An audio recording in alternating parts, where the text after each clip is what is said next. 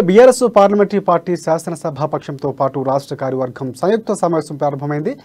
తెలంగాణ భవన్లో పార్టీ అధినేత సీఎం కేసీఆర్ అధ్యక్షతన ఈ విస్తృత స్థాయి సమావేశం జరుగుతుంది. సమావేశానికి మంత్రులు, ఎమ్మెల్యేలు, ఎమ్మెల్సీలు, కార్యవర్గ సభ్యులు, జిల్లా అధ్యక్షులు, జిల్లా పరిషత్ చైర్మన్లు, కార్పొరేషన్ల చైర్మన్లు, డీసీఎంఎస్, డీసీసీబీ చైర్మన్లు హాజరయ్యారు.